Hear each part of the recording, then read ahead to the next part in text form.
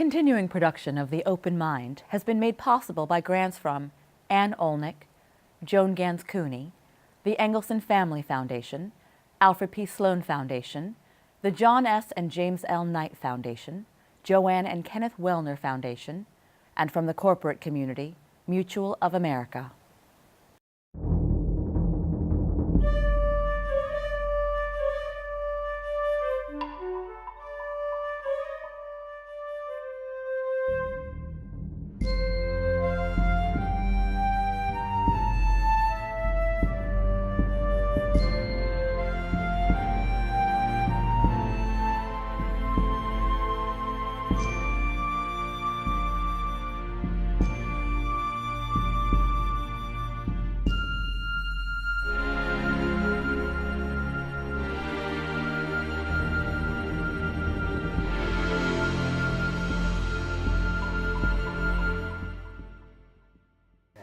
I'm Alexander Heffner, your host on The Open Mind.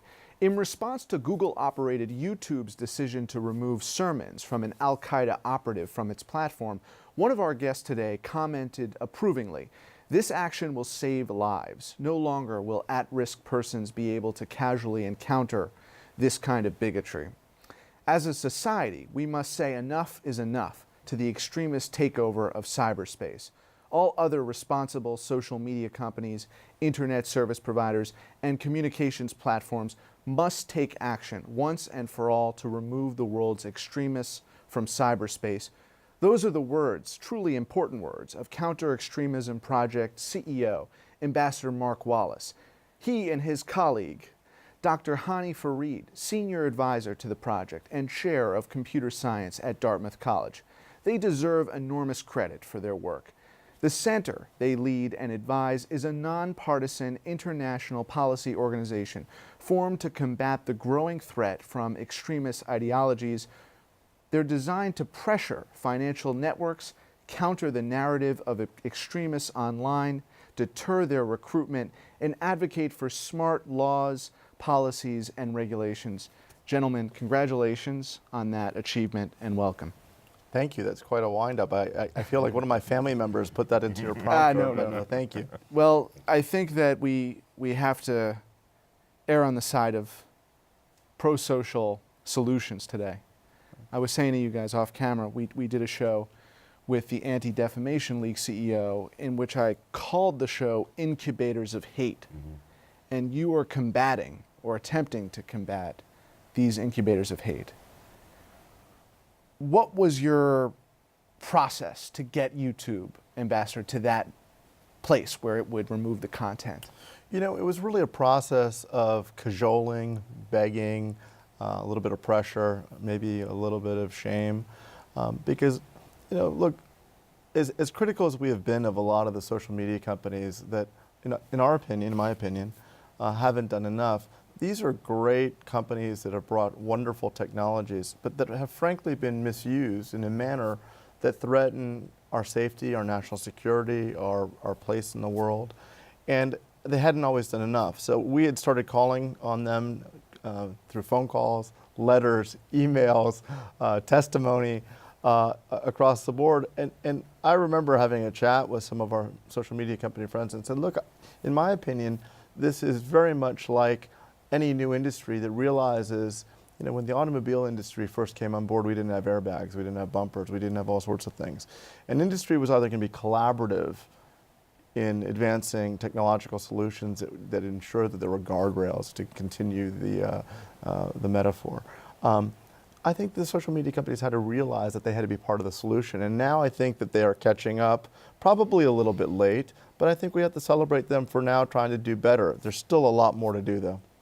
From the computer scientist vantage point, Dr. Farid, were you surprised that they finally took action after so many months, years of petitioning them? I knew it was going to happen. It was just a matter of time. And that's because this is a pattern of behavior we've seen, not just in the last few years, but frankly in the last few decades. So back in the mid-2000s, we were fighting to help stop the global proliferation of child pornography. And the pattern of response on the extremism side was very similar. You deny the problem exists, you minimize what it is, you argue that there are no technological solutions, and over time, with pressure, emails, phone calls, testimony, press coverage, they eventually get there. And so I think the end game was clear to me. We were eventually going to get there. I just knew it was going to take several years because we have been here before. As Ambassador Wallace said, I would like to have it to been faster. I think it was too slow. I think there is more to do.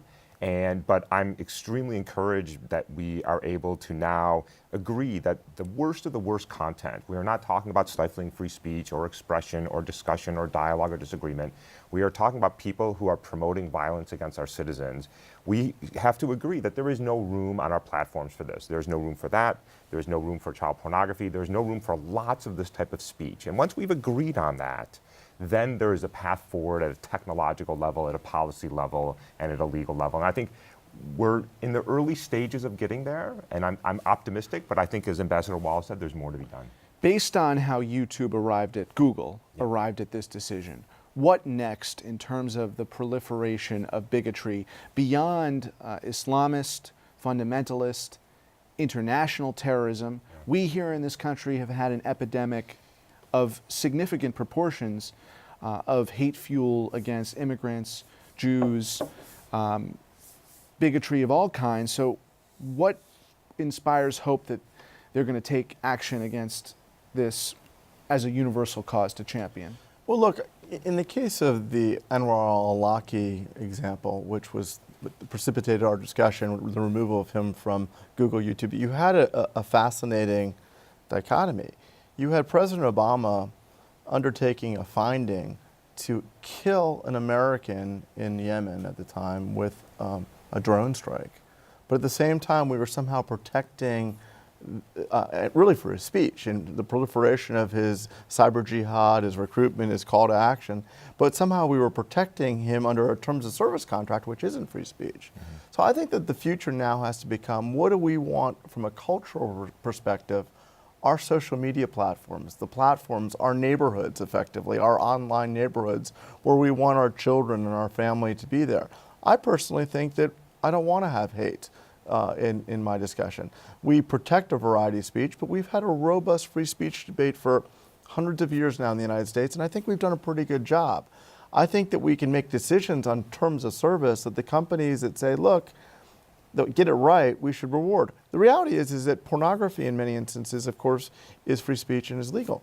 But for example, Facebook, if you wanted to go on Facebook today and to look at nudity or pornography, you couldn't do that because they conclude that they don't want their neighborhood, their community to have pornography. That was a business decision. We hope that from a business perspective, from a social perspective, from a cultural perspective, that these social media companies will say, look, some of the worst parts of social media and the internet, we don't want a part of our platforms. They're not part of our terms of service and legitimate. Let's take that out. And let's have a place that works and is successful and really, promotes the best aspects of the internet. That's where I hope this goes next. I presume some of those videos of the terrorist in question amassed significant views in the millions or billions. Yeah.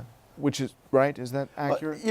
It depends. Anwar al-Awlaki certainly had an enormous following, and his videos featured in numerous completed terrorist attacks that killed many people, planned terrorist attacks both in the United States and in Europe. So to the extent that you could take that away and make it easy for somebody to follow an Anwar al-Awlaki, I think that's key. But why should, look, I studied terrorism back in the 1980s, and the European sort of nihilist anarchist terrorist groups at the time, like the Red Army faction, Red Brigade, these are bad people. I don't want to minimize that. But they were quaint in comparison to the conglomerate that would be an ISIS or an Al-Qaeda. They would, I was talking to one of my friends, Giulio Torzi, who's one of our colleagues, a former foreign minister of Italy, and we were talking about how the Red Brigades would hand out pieces of paper with 5 red stars in underground cafes to try to get people to join them or to recruit or to fundraise. Now look, if they were around today, there'd be a Facebook page, there'd be a secure messaging, there would be a WordPress thing here, and they would have an entire conglomerate. From a legal perspective and from a business and cultural perspective, the terrorists have taken advantage of opportunities in the internet to reach into our neighborhoods, but we haven't caught up from a business, cultural, and political perspective. Well, you name it, political, cultural, and societal ultimately, right? Yes. And so were those videos of the cleric being monetized in the way that InfoWars, there was an excellent piece in 2017 in the New York Times Magazine on how some of the bigotry has been further emboldened through the vicious cycle of monetization.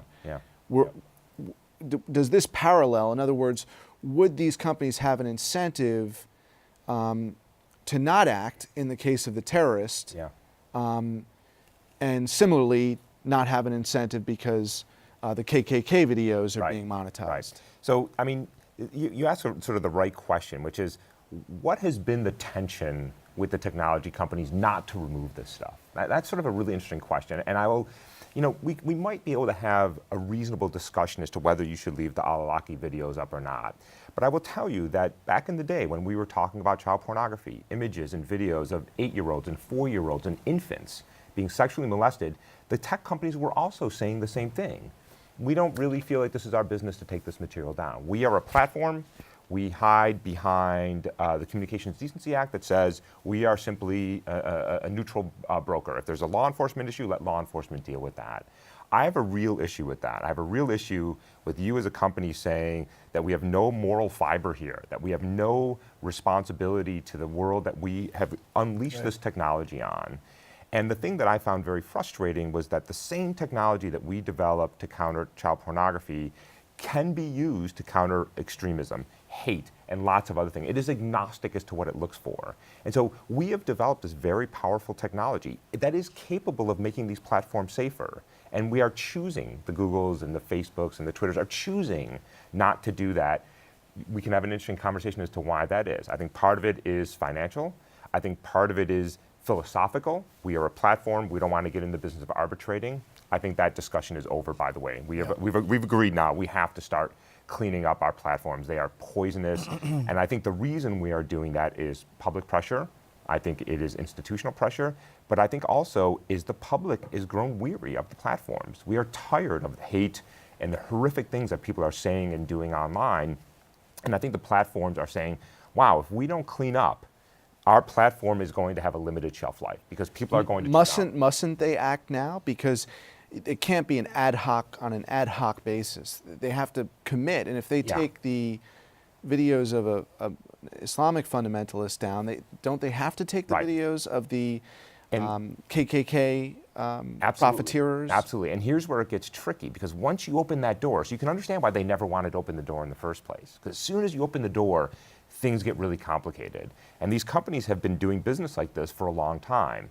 And the thing you also have to understand is the reason why Google and Facebook and Twitter are so successful is because of the scale that they operate on. It is an unprecedented scale, billions of users. How do you get to a scale like that? The only way you do that is by full automation. You can't have humans in the loop and deal with 1 billion customers. So the way all these companies operate is by developing technology that allows them to scale very quickly, either in terms of selling advertising, getting things uploaded to their site automatically.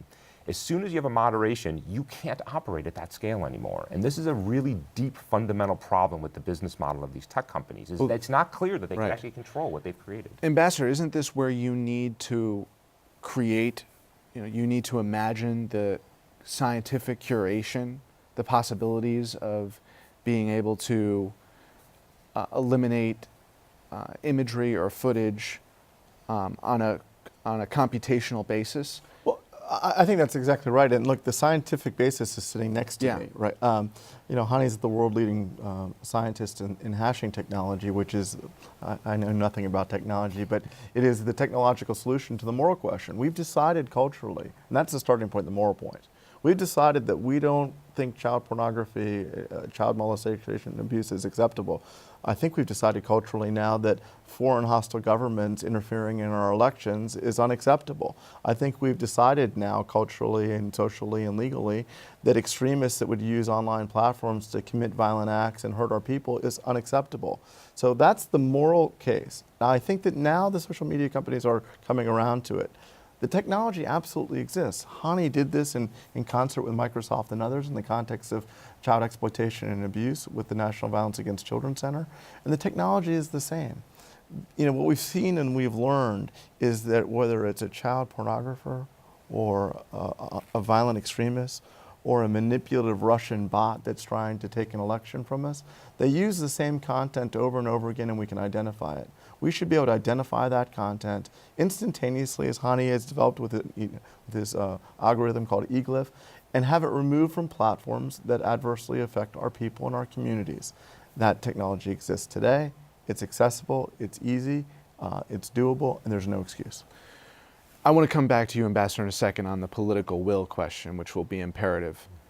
The scientific perspective, this formula that you've designed, how could it be implemented in terms of dealing with the onslaught of memes and videos, the combination of multimedia dimensions of that hate? Yeah. So one of the things you've been hearing a lot about these days is machine learning and artificial intelligence and how these technologies are going to come to the rescue. That just give us some time, we've heard Mark Zuckerberg say this, and we will develop technology that will moderate the bad content from the good content. The problem with that is I think it's at best naive. We are not even close to being able to automatically and accurately deal with 1 billion uploads to Facebook a day, hundreds of hours of uploads every minute to YouTube. To operate at internet scale is phenomenally hard from an engineering perspective.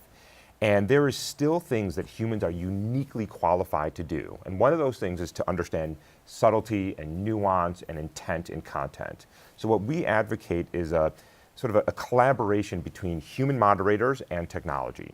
Human moderators are at the front end saying, this is child pornography. This is a call to extremism. This is a bomb-making video. This is a hate video. This is hate speech. Humans make that determination because that's really, really hard for computers to make. And that's what Facebook has refused to do, establish itself as a media company, even though it's made some acknowledgement to that extent. The fact that they don't have an editorial board. That's exactly right. But I learned this from Hany. Next time you have a guest from one of the social media questions, ask them in the last 15 years how much child exploitation and abuse they've removed from their platform. They don't want you to know that because it's a really big number, you know, and they've been chasing it for a long time. And they don't want you to know that because it's embarrassing for them. It might hurt their sales. It also happens to be morally wrong. And we can do a lot better because the science exists. One of the things from the political vantage point that impressed me during the recent testimonies on Capitol Hill was Senator Sass's question, which got at the core of the human dimension, which is, you know, how is a computer programmer equipped to address the interpretation of the Quran and assess whether it's fair use or not. And that really fundamentally is the question. So are we not petitioning, or don't we need to, and you as the Counterterrorism Project need to ensure that they have the editorial equipment to grapple with the challenges? Look, we could have a vigorous debate about what should or shouldn't be removed. But we're not even there yet. If we were actually having that debate, the world would be a much better place. And look, maybe there would be parts that I would disagree with and agree with. But what I can agree with is that there's so many not close calls. From Anwar al-Awlaki to child pornography to Russian bots, there's an entire universe of clearly wrong, amoral, illegal content that can be easily removed, that is replicated very quickly around the internet. Look, there will be close calls, and we as a society can debate those close calls. Before you get to the close calls, let's agree as a community and as a society that we're not going to tolerate the most egregious stuff. What you said earlier was so compelling, that we've lost this shared common value with respect to speech. Right. You know, there is a real red herring in the room on this online extremism debate. The social media companies try to wrap themselves in a First Amendment debate. Remember, they're governed by terms of service, as I said previously. But we have a really robust and well-developed First Amendment discourse that we've had over several hundred years now. And I think it's been pretty well done. We've concluded as a society that some speech isn't acceptable, that we don't want to have that. We need to be able to take that thoughtful discussion, debate that we've had, and extend it into social media platforms and say, look, we're just not going to tolerate this. We don't tolerate hate speech. If you put a swastika on a temple here in New York City, it's graffiti, it's desecrating a building, it's probably vandalism, but it's also hate speech. If you put a swastika on a website, in a way, I think it's the same thing. Why can't we say culturally, no more? And according to one expert, the climate in which Timothy McVeigh operated in the 90s, where this was closed off to the web primarily, is now rampant. And these companies have, in effect, enabled the peddlers of hate to have a legitimate platform. And I wish what you were saying, I think, is achievable, or the sentiment of the new generation coming of age. But we hosted Trevor Timm, president of the Freedom of Press Foundation, and he basically said he thought that Oliver Wendell Holmes' decision about you don't yell fire in a crowded theater was obsolete, that notion was obsolete. And to me, that's so problematic because it gets at the core of this problem. If we're in a theater and there's a fire, not a fire, and people are trampled to death, it's just as applicable when Justice Holmes said that as today. And our free speech, look, we have free speech, but no speech is totally free. We've concluded that things we won't accept as a people. And all we're saying is let's extend that into things that are online. The argument that they make is that they're just the phone line. The information coming, we can't do it. And that's not true because they have advertising, they have pop-up ads, and frankly, one of the things that moved the social media companies recently is that their ads, and I'm probably misdescribing it, the pop-up ads that would pop up on an Anwar al-Awlaki video or the like were prominent companies, and they said to their ad sellers, wait a second, you can't be selling products when it's a kill video, an ISIS kill video. So next steps for the technology and the implementation and the lobbying, quite frankly, which you did feverishly and successfully. What's next? Well, I can tell you on the technology front, what you have to understand about these groups, whether they're the child predators or the extremists, they don't just go away. You don't just create a technology and they go away. So think about the spam issues we've been dealing with for decades, the virus issues, the malware issues. It is an ongoing fight. Right now, for years, there's been no barrier to entry for these groups, right? YouTube, Twitter, Facebook, easily accessible. Now we've created a slight barrier to entry, and now we have to keep moving that front because they will adapt. We know the adversary in this situation will adapt, either for financial reasons or ideological reasons. So we can't simply say, okay, we've deployed a technology, we're going to now sit back for a decade and see what happens. We know it's going to go bad again. And so there has to be a constant development of new technologies, thinking about how the adversary will adapt and how do we move that forward so we are constantly fighting them. We have to make the internet hostile to these organizations, and it is not hostile right now. It is in fact welcoming. And making sure, Ambassador, that they are holding up to the al-Awlaki standard and removing future videos of clerics that preach the same hate. How can we stand guard to make sure they are? Well, look, I'm about to say a slightly sarcastic comment, and I have enormous respect for these technologies that have come out of mostly Silicon Valley, but the gods of Silicon Valley are no different than the titans of other industry. And what we want from them is we want transparency going in, knowing what they're going to remove, because it's very clear. I think the artificial intelligence learning is what the stuff that may happen in the future you pick up quickly, but we know the stuff we don't want on their platforms. So transparency, let's have a discussion about what they're going to remove, and then accountability coming out. Meaning, tell us about how much you've removed, where you've removed it, how you removed it, and why. Did they promise that? No. So, and I think this could have the potential of being a one-off. And my comment calling them the gods of Silicon Valley, I assure on you, their good side. if we were referring to oil companies or car companies, which are more mature companies that have felt the criticism, appropriately so, of community and social criticism over the years, I think the social media companies and the internet companies are still new, but they have the same responsibilities of community and social accountability. The car companies, oil companies, and every other company do. And frankly, the dangers and risks in this industry are just as profound in others. Right. And I'm convinced, by the way, without pressure from media, politicians, NGOs, there would be no action. So that pressure has to be sustained. We can't simply step back and say, oh, you've taken the al-Awlaki down, we're done. That is not going to be. And why is the American body politic, or at least our representatives, why are they not up in arms about this? I think they are. They are now. They're getting I there. think this year has been, and we had 2 Senate hearings and 1 Yeah. House hearing this year alone. There's more to come. I think they finally, the combination of the fake news, the election tampering, the extremism, the child pornography, the poison that is frankly affecting them personally. When these guys are and women are up for re-election, they are worried about the fake news. They are worried about the election tampering.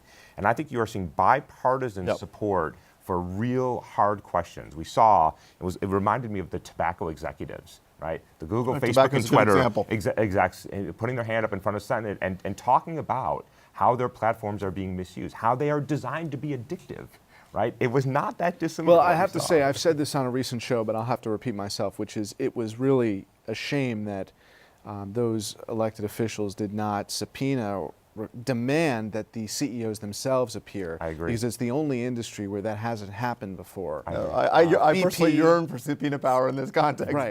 but no, it would have been incredibly powerful because think about the oil, you're citing the oil companies, but we actually attended. We were not allowed to talk about it because the ground rules were that it had to be private, closed to the press. But it was a briefing with high, fancy leaders of social media companies in front of important Senate leaders, and without breaking those confidences, one senator, who's a great man, said, "Look, you guys, you social media companies, either get your act together and deal with this, or we're going to deal with it for you." Yeah. And I think that that's sort of the posture of Capitol Hill right now, and I hope that Capitol Hill keeps up that pressure. And I think we've seen, we called the al-Awlaki thing a watershed moment. I do think that that was a big moment, and hopefully the social media companies are trying to do more. We've sensed, I think, a change. This year has been really pivotal. As critical as I am in this discussion, I do want to say we want to work with them. We want them to continue to do the right thing. It will make their businesses better, more valuable, and they will be more respected and admired across community and business. I'm unconvinced, gentlemen, that they will stand up against what has become this purist attitude around the First Amendment, which seems to have so much traction. It's ridiculous. It's not the First Amendment. Yeah. It's terms of service. Yeah. Go try to look at some pornography on Facebook. I probably shouldn't. Maybe this is TV. You probably shouldn't. You say, go look at some nudity or some pornographic acts on Facebook. You can't. They've decided, and that's free speech. Yeah. They've decided from a business perspective that they don't want that on Facebook. Yeah, it's not a First Amendment issue. It's a mind-boggling business to me terms of service issue. that the television regulation can be intact for the most part Right. since the creation of the FCC, and Yeah.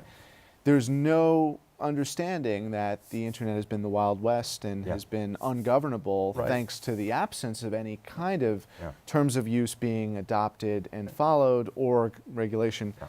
Don't say anything that you can't say to prove the point. I And understand. We're limited in what we can say on this program. Thank you both, gentlemen. Thank you. Thank you. And thanks to you in the audience. I hope you join us again next time for a thoughtful excursion into the world of ideas. Until then, keep an open mind.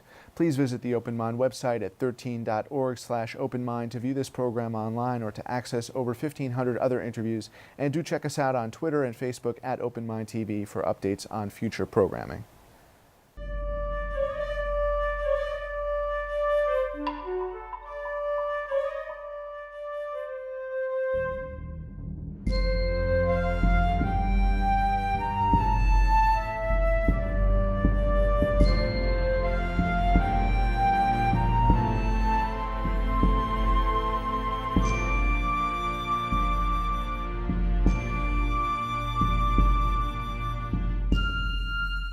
Continuing production of The Open Mind has been made possible by grants from Ann Olnick, Joan Ganz Cooney, the Angelson Family Foundation, Alfred P. Sloan Foundation, the John S. and James L. Knight Foundation, JoAnn and Kenneth Wellner Foundation, and to the corporate community Mutual of America.